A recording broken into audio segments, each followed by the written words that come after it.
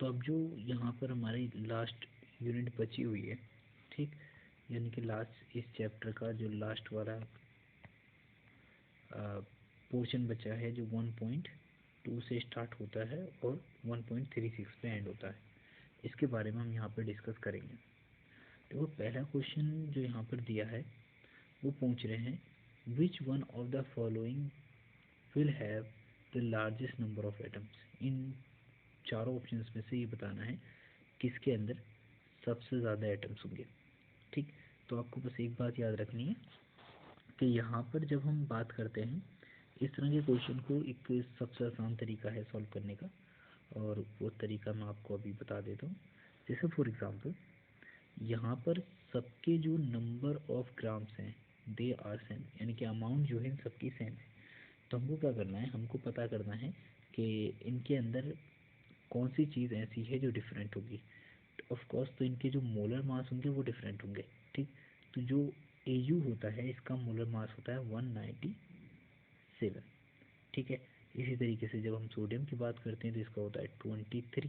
ठीक, ऐसे अगर हम लिथियम की बात करते हैं तो इसका होता है 7। ठीक, ऐसे जब हम क्लोरीन गैस की बात करेंगे तो इसका हो जाएगा 71 और एक एटम का होता है 35.5, जो हमने पिछली वीडियो में देखा था।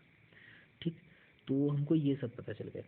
अब जब भी हम किसी के नंबर ऑफ मोल्स निकालते हैं, ठीक, तो नंबर ऑफ मोल्स के लिए ऊपर हम लिखते हैं गिवन मास यानी कि W, यानी कि जो सबका 1 ग्राम होगा।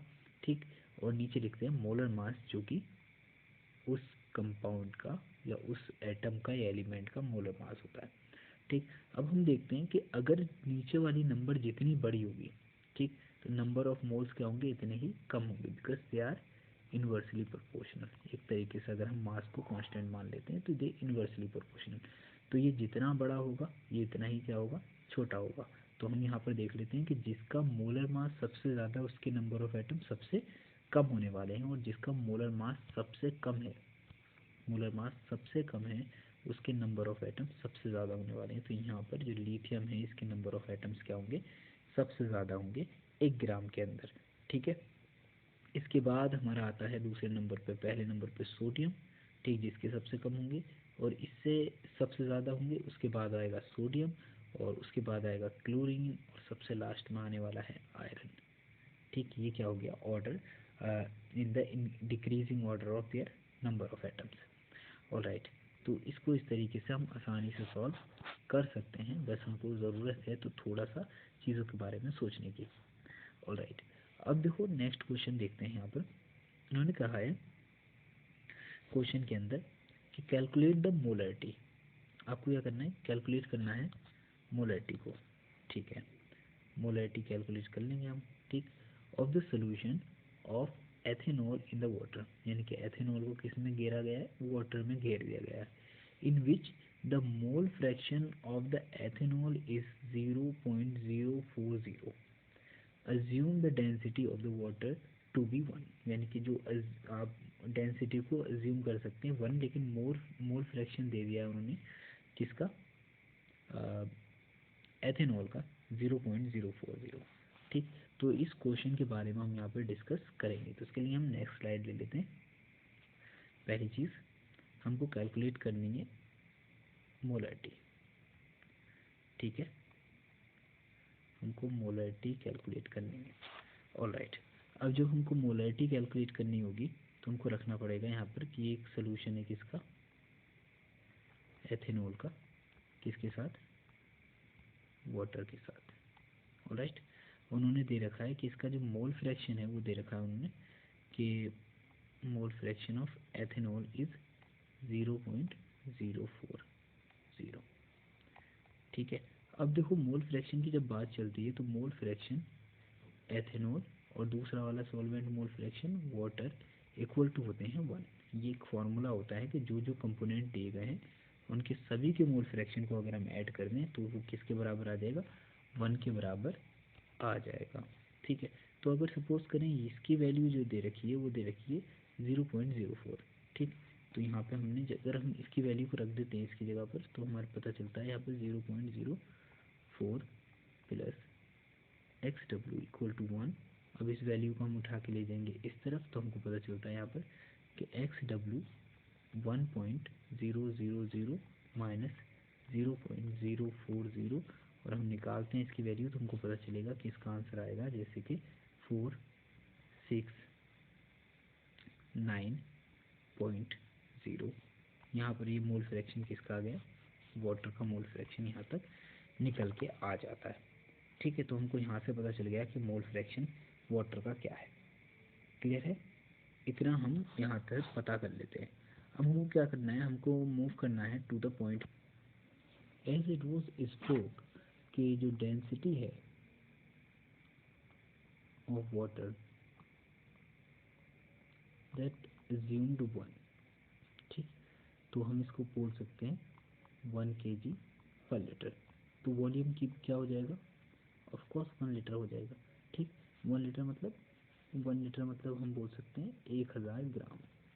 हम वाटर को ऐसे ले लेते हैं, ठीक, 1000 ग्राम।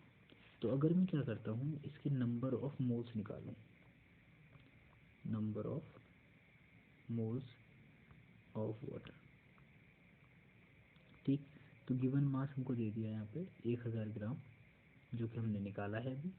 ठीक, और इसके बाद जो इसका मोलर मास होता है वो होता है 80। जब हम डिवाइड करते हैं तो हमेशा आंसर आता है 55.55। ठीक, ये नंबर ऑफ मोल्स आ जाते हैं, ये हमको मिल गया वाटर के नंबर ऑफ मोल्स। ठीक, अब अगर मैं फार्मूला बनाता हूँ, आपको याद होगा कि मोल फ्रैक्शन का फार्मूला होता है, जैसे कि हम अभी बनाते हैं। सपोज करो हमने बनाया वाटर के लिए। ठीक, तो इसका मोल फ्रैक्शन ऑफ वाटर, इसमें number of mole of water आ गए, number of moles of water, और नीचे आ जाएगा mole fraction number of moles of ethanol plus number of moles of water, यानी कि total number of moles in a solution. इसी तरीके से जो हमारा फार्मूला बनेगा वो बनेगा दूसरा वाला किसके लिए, एथिलीन के लिए। यहाँ पे हम बनाएंगे इसको, तो हम बना लेंगे इसको number of moles of ethylene, और नीचे वाली वैल्यूज दोनों के लिए क्या है, हमारी बराबर ही रहने वाली है।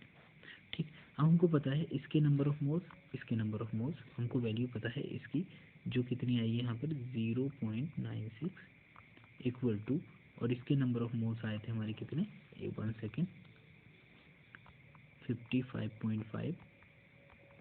ठीक, नीचे क्या हो जाएगी हमारी वैल्यू Na प्लस, और यहाँ नंबर ऑफ मोल्स आ जाएंगे 55.5।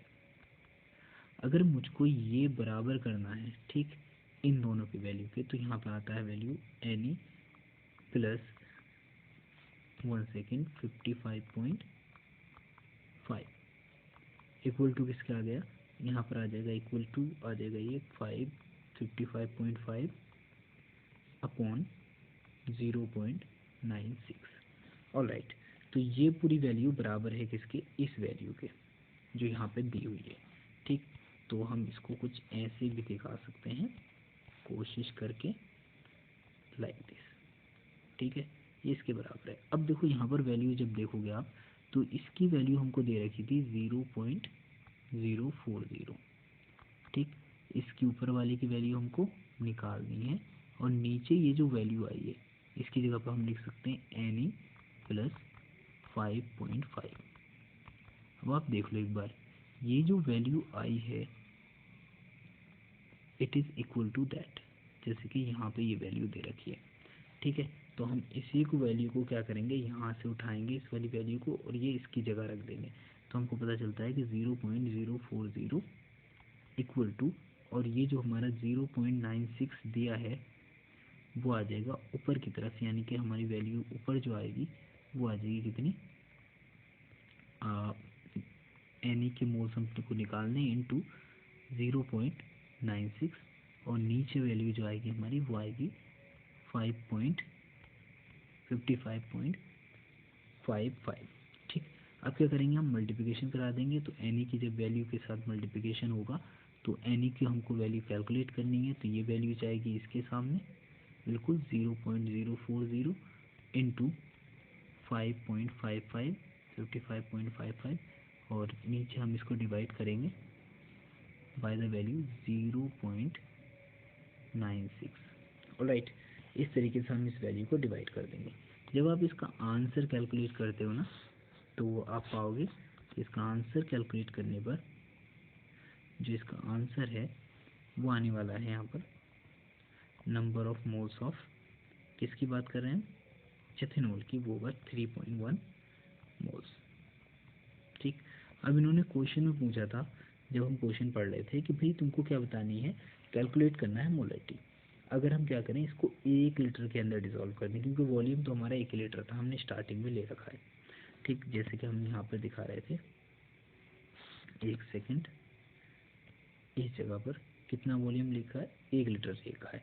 तो जब भी हम इसको 1 लीटर के अंदर डिसॉल्व करेंगे मोलरिटी निकालने के लिए 2.31 और 1 लीटर के अंदर, तो हम देखते हैं मोल्स को, तो हमारी जो मोलरिटी आती है वो निकल कर आती है 2.31 मोल पर लीटर। That's it. इस तरीके से इस क्वेश्चन के आंसर को आसानी से सॉल्व किया जा सकता है। अब नेक्स्ट क्वेश्चन दिया है इन्होंने, इसको देखते हैं यहाँ पर। ऑलराइट, नेक्स्ट क्वेश्चन दिया है इन्होंने, 1 सेकेंड, लेट मी, ओके, ठीक, यहाँ पर दे रखा है उन्होंने कि what will be the mass of 12C atom in gram. यानी कि एक एटम है हमारे पास, 1 एटम, उसका 1 ग्राम का मास कितना होगा। तो इसको यहाँ पर कैलकुलेट करके दिखाना है। ठीक, तो क्वेश्चन बिल्कुल आसान है, जैसे कि हम जानते हैं स्टार्टिंग से ही कि जब भी हम बात करते हैं 1 ग्राम की, जब भी हम कहते हैं यहाँ पर, सपोज करें कि अगर हम बात कर रहे हैं 1 मोल, ठीक, हमारे पास 1 मोल है, किसके हैं, कार्बन 12 के। ठीक, और इसके अंदर नंबर ऑफ एटम कितने होंगे, इसमें नंबर ऑफ एटम होंगे 6.022 इंटू 10⁻23 और इसका वेट हो जाएगा कितना, 12 ग्राम। हमको एक एटम का पता करना है, तो जब 12 ग्राम के अंदर नंबर ऑफ एटम इतने होते हैं, ठीक, तो हमको पता करना है तब इतने एटम जो हैं कितने, किसमें, 12 ग्राम में। तो जो एक इतने एटम्स का जो मास हो गया वो कितना हो गया, 12 ग्राम हो गया। ठीक है, तो एक एटम ऑफ कार्बन 12 जो होगा, कार्बन 12, उसका मास कितना होगा। तो हम क्या करेंगे, इस 12 ग्राम को डिवाइड कर देंगे नंबर ऑफ एटम से। ठीक, और जब हम इसको डिवाइड करते हैं तो हमारे आंसर की वैल्यू वही घिसी पिटी आती है 1.9927 इंटू, और ये पावर ऊपर चली जाएगी। ठीक, और ये हो जाएगी 10⁻⁻23 ग्राम। ये वैल्यू हमारी यहाँ से निकल के आई। ठीक है, अब क्या करते हैं हम, इसी जगह पर इसका नेक्स्ट क्वेश्चन देखेंगे। किसी भी चीज़ के लिए हम इसी तरीके से कैलकुलेट करके निकाल सकते हैं। How many significant figures should be present in the answer of the following. यानी कि जो फॉलोइंग है इनके अगर हम आंसर निकालें तो उसमें कितनी नंबर ऑफ सिग्निफिकेंट फिगर्स होंगे। ठीक, तो आपको क्या करना है, पहले इसको कैलकुलेट कर लेना है, यानी कि जो भी आपको मल्टीप्लिकेशन वगैरह करने हैं वो इसके साथ पहले आसानी से कर लें। ठीक, पहले इसको कैलकुलेट कर लें। ठीक, और इसके बाद जब आपका आंसर निकल कर आ जाए उसमें सिग्निफिकेंट फिगर्स को काउंट करके बता सकते हैं। ठीक, तो जैसे फॉर एग्जांपल जब हम इसको कैलकुलेट करते हैं तो इसके अंदर तुम सबसे खास बात देख लो, significant figures depends on the smallest digit number. ठीक, तो जो भी सबसे कम वाला होगा तो hence the answer should be have, जो इसका आंसर होगा ना उसके अंदर सिग्निफिकेंट फिगर होगी 3। यहीं से हम इसको देख के पहचान सकते हैं। ठीक, अब यहाँ पर आ जाओ, इस वाले के अंदर क्या दिया है, इसके जो सेकंड वाला टर्म है उसके अंदर क्या है, 4 सिग्निफिकेंट फिगर्स है। ठीक, यहाँ पर क्या देखा था हमने, सबसे कम वाला, लेकिन इसमें स्टेप ही एक है, दैट्स वाई इसमें सबसे कम वाली सिग्निफिकेंट फिगर्स हो जाएंगी। ठीक, अब आ जाओ तुम थर्ड वाले में, जिसके अंदर आप देख पा रहे होगे कि यहाँ पर हमारे पास कितने ऑप्शन है, 1 2 3।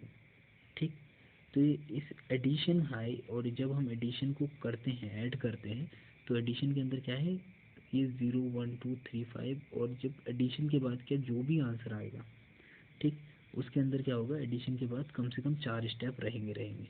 ये मल्टीप्लिकेशन था, दैट्स वाई हमने फॉलो किया जिसके अंदर सबसे कम हो, या जिसके अंदर जितनी भी सिग्निफिकेंट फिगर हो, या जिसके अंदर सबसे कम हो, तब हमने वहाँ पे फॉलो किया था। ठीक, यहाँ पर एडिशन वाला है तो इसमें क्या होगी, जो सबसे ज़्यादा जिसमें है तो यहाँ पे 4 हो जाएंगे।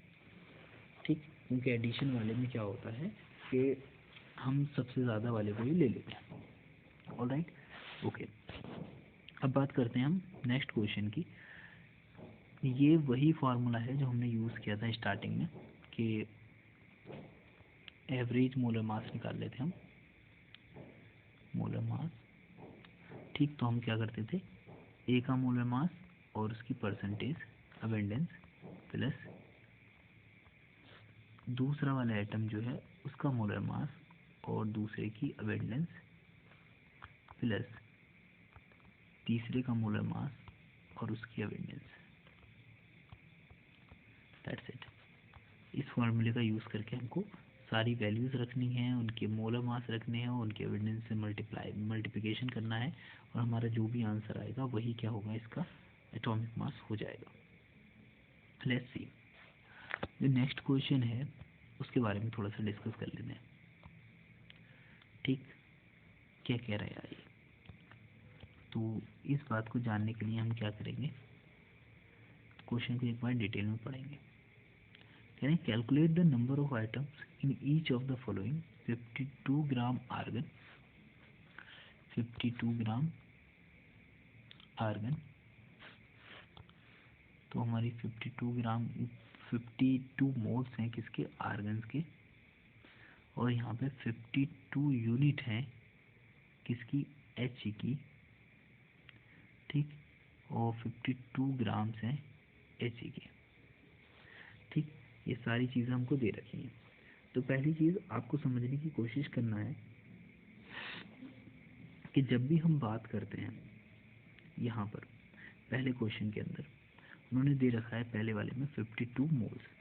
ठीक, और हमको बताने क्या है, नंबर ऑफ एटम्स। ठीक, तो हम क्या करेंगे, इसके नंबर ऑफ एटम को, मोल्स को डायरेक्टली क्या करेंगे, मल्टीप्लिकेशन कर देंगे 6.022 इंटू 10⁻23 से। तो हमारी वैल्यू क्या होगी, यहाँ से जो भी निकल के आएगी कैलकुलेशन के बाद वही नंबर ऑफ एटम्स होंगे। ठीक है, अब उसके बाद क्या बोला गया है यहाँ पर दूसरे वाले क्वेश्चन में, इसको थोड़ा ध्यान से देखना। इन्होंने बोला है कि यहाँ पर 52 यूनिट्स हैं। ठीक, तो अगर मैं तुमसे पूछूं कि जो He होता है हीलियम, उसमें कितनी होती हैं, 4 यूनिट्स होती हैं। ठीक, हमारे पास कितनी है, 52। ठीक, तो 52 को हम 4 से अगर डिवाइड कर दें तो हमको पता है कि हम 4 से डिवाइड करेंगे तो हमारा आंसर आ जाएगा 13। ठीक, और ये 13 जो यूनिट आई हैं, तो अभी यूनिट तो बची नहीं, क्योंकि यूनिट से यूनिट कट गए, तो यहाँ पे जो बचे हैं ये बचे हैं एटम्स। जब भी आपसे कोई बोले कि 42 यूनिट्स के अंदर कितने एटम्स होंगे, तो वो एटम्स आ जाएंगे 13 atoms, because 1 unit represent 1 proton और या फिर न्यूट्रॉन। ठीक है, 1 प्रोटॉन, 1 यूनिट रिप्रेजेंट 1 प्रोटॉन या फिर न्यूट्रॉन, किसी भी चीज़ के मास का। ठीक, अगला क्वेश्चन देख लेते हैं कि 52 ग्राम्स, तो ग्राम्स के लिए तो हम नंबर ऑफ मोल्स का फॉर्मूला लगा लेंगे, W अपॉन यहाँ पर हो जाएगा हमारा वही सा वाला मोलर मास। ठीक, तो इसका जो W जो होता है वो है 52 जो दे रखा है, और 4 आ जाएगा ये, तो हमको आ जाएंगे 13 मोल्स। और जब हमको एक बार मोल्स मिल गए तो हमको पता है हमको क्या करना है, हमको इसको एवोगाड्रो नंबर से मल्टीप्लिकेशन करा देना है, और हमारे पास जो भी वैल्यू निकल कर आएगी वो क्या आएगी, नंबर ऑफ एटम्स की। ठीक, इस तरीके से हम इस क्वेश्चन को बड़ी आसानी से सॉल्व कर सकते हैं। Alright, to further make this video more interesting, हम क्या करेंगे, इसके अगले क्वेश्चन को सॉल्व करेंगे इन द नेक्स्ट वीडियो। ठीक, तो okay, some of the last problems जो हमारी रह गई हैं वो हम इस जगह पर स्टडी करने वाले हैं।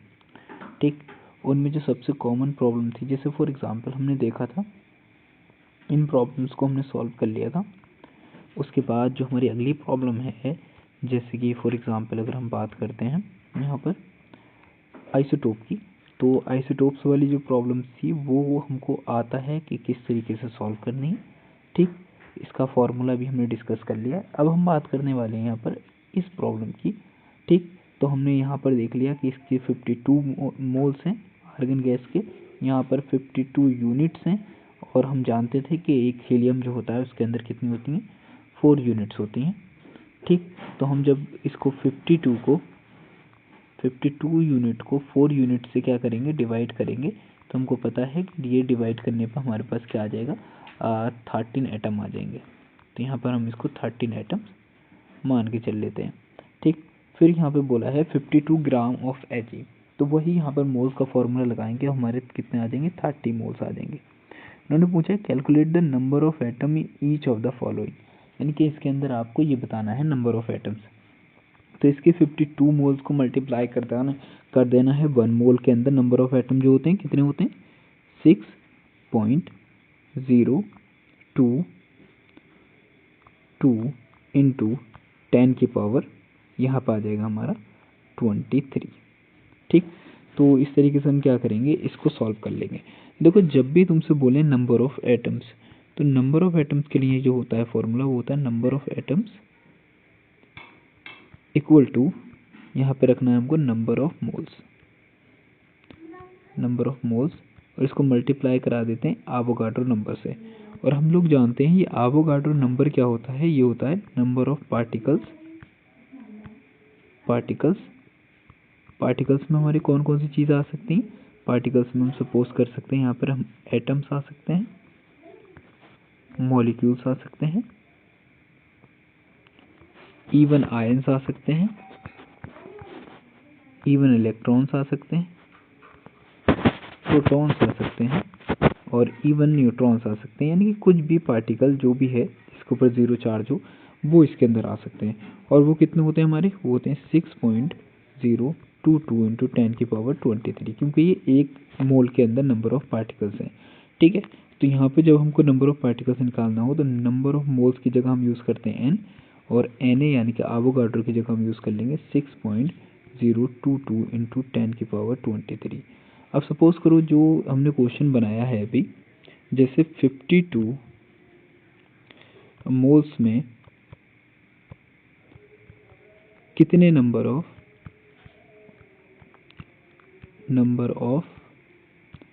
एटम्स होंगे, किसके, वो भी आर्गन गैस के। ठीक, आर्गन गैस के कितने होंगे, तो हम फॉर्मूला बनाने की number of atoms of argon. ठीक, आर्गन, तो यहाँ पे लिख देंगे number of moles into multiply करा देंगे किसके साथ, एवोगाड्रो नंबर के। अब हमारे पास नंबर ऑफ मोल्स हमको पहले से पता है कितने, 52 इंटू, और यहाँ पे जो एवोगाड्रो नंबर है वो होता है 6.022 इंटू 10 की पावर 23। ठीक, तो यहाँ पे 10 की पावर 23 तो कॉमन ही रहना है, लेकिन जब हम 6.022 से 52 की मल्टीप्लिकेशन कराते हैं तो हमारे पास जो वैल्यू मिलने वाली है वो हम देख लेते हैं। देखो 2 से 2 गया, 2 इंटू 2 4, 2 इंटू 2 4, 0 आ जाएगा, पॉइंट आएगा। पॉइंट को हम यहाँ पे यूज़ नहीं करेंगे जब तक हम लास्ट ना पहुँच जाएँ, और 2 इंटू हो जाएगा 12, 5 टाइम कर रहे हैं तो 0, क्योंकि 2 इंटू 2 होता है 10, 0 and there is a 1 remainder, 5 into 2 10 and 1 11। अब जब 5 की 0 से होगी तो आंसर आएगा 0, 0 1 0। ठीक, फिर 5 की 6 से हो जाएगी तो आंसर आ जाएगा हमारा 5 इंटू 6 होता है हमारा 30। राइट, अब सबको ऐड कर देंगे 4 4 1 3 1 3। अब देखो कितने डिजिट के बाद यहाँ पर पॉइंट है, तो 1 2 और 3, तो यहाँ पे भी क्या होगा 1 2 और 3, यानी कि हमारी वैल्यू क्या आई, यहाँ पर वैल्यू आ गई हमारी 313.144। ठीक है, अब क्या करना है, हमको ये पॉइंट उठाना है इस साइड में। तो हमको पता है कि जब भी हम किसी नंबर के अंदर लेफ़्ट साइड में बढ़ते हैं पॉइंट को लेकर, तो हमारे यहाँ पर जो ये सी वाली वैल्यू है वो क्या हो जाती है, पावर हमेशा पॉजिटिव हो जाती है। ठीक, तो ये पावर क्या हो जाएगी, पॉजिटिव। तो हम कितने डिजिट आगे जा रहे हैं, हम जाने 1 और 2 डिजिट आगे, तो हम यहाँ पे करेंगे 3.13144 इंटू 10⁻25। ये क्या आ गया, नंबर ऑफ एटम्स आ गए किसके, आर्गन्स के। इसी तरीके से हम हीलियम की निकाल लेंगे। और हीलियम के जो हमारा दूसरा वाला ऑप्शन था उसमें हमने निकाल लिया था, कितने एटम्स आए थे, 13 एटम आ गए थे, ठीक। और जो हमारा तीसरा ऑप्शन है उसमें उन्होंने बोला है कि आपके पास 13 मोल्स हैं। तुमको पता है यहाँ पे क्या करना है, 13 इंटू 6.022 इंटू 10⁻23। और जब हम इसकी मल्टीप्लिकेशन कराएंगे तो जो भी नंबर होगा वही क्या होंगे, number of atoms of helium, ठीक। इस तरीके से हम इस चीज़ को सॉल्व कर सकते हैं इस जगह पर। Alright, okay, let's go to the next problem. यहाँ पर जो हमारी नेक्स्ट प्रॉब्लम होने वाली है हम उसके बारे में इस जगह डिस्कस करेंगे क्लियरली। ओके, ऑलराइट, क्वेश्चन को ध्यान से देखना थोड़ा। क्वेश्चन है हमारा